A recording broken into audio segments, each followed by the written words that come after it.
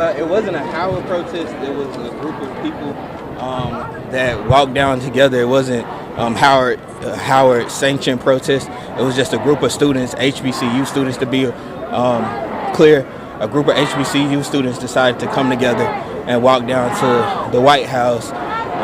We're here because for far too long we've watched too many of those that look like us get killed.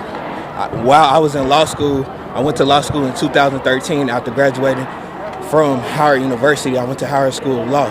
While in law school, I had Trayvon Martin, I had Freddie Gray, I had Tamir Rice, I had Sandra Bland, and still, after graduating 4 years later, after my 4 years out of law school, we still have the same problem. And until this country faces its truth of racism, we will still continue to have this problem. So I'm not a part of the looters, but I do understand when people riot. When you kill black bodies and they lay on the ground and we have to watch it, what does this country expect to happen? So while I'm out here peacefully, I do understand that after a while, as people get tired, when you look on TV, I've been looking at TV, when you look at the police officers beating peaceful protesters, if this was any other country in America, if it was any other country outside of America, we would be going to those countries saying there's human rights violations. But in our own country, as we protest peacefully, we're being beat by police officers, and I don't see any coverage. We have mayors in New York, governors in New York making excuses after you see a whole police car run through people. If that would have been any one of us, we would have been arrested. But we have to review it, and Governor Cuomo said in 30 days they're going to make a decision on what to do. Time is out for that. So that's why I'm here. That's why we came to protest. I'm tired of speaking. We know there's so much more that can be done, but let's not talk about the looting. Let's not talk about the riots without dealing with the problem of systematic racism in the police department.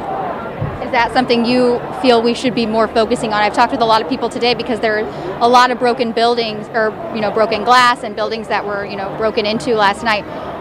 What do you hope whenever this weekend is over? What is the message that you hope everyone takes away? So I think let me be clear. Though I am here peacefully, I do understand the outrage and anger in this country that's going around, not only in this country, but worldwide. I'm not going to sit here and tell people how to grieve during this moment.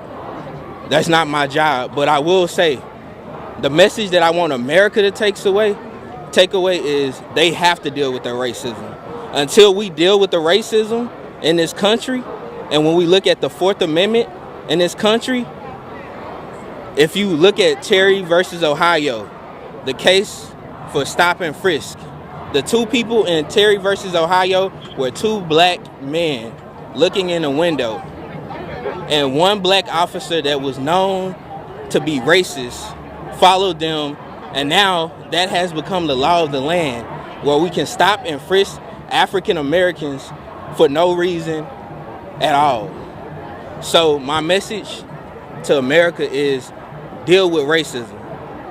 Stop skirting around the issue. Stop making excuses for your racism. Stop getting in front of people and trying to make it like, oh, it's the looters. This country looted Africa. This country loots other countries. This country took land away from Native Americans here in this country. So when we talk about looting, we can't keep on saying that, hey, this is not our country. We're not a violent place. We are violent. This is a violent place. We bomb countries. We do everything else. But when it comes to your own people, for 400 years, black people and brown people, to be exact, have had to deal with racism. The time has come. So we can keep calling it a riot, but it's not a riot. It's a rebellion. Just like the revolution was, the American Revolution was a rebellion.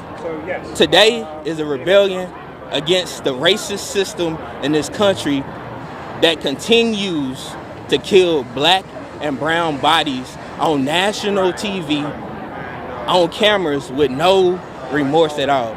So my message to America, deal with your racism. Until you deal with the racism and we attack it head on, there will continually to be this will be a problem forever, especially now that we have a George Wallace character in the White House, Donald Trump, inciting these riots. Let me ask you this. I've talked to people about this earlier today. Does this moment in time feel different than before?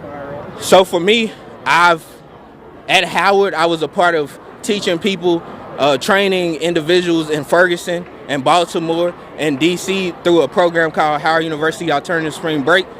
I was teaching people know your rights training, but even it feels a lot different because now it makes me want to change the tactics that I tell. We've been telling people in the legal field and others, if you comply, you won't die.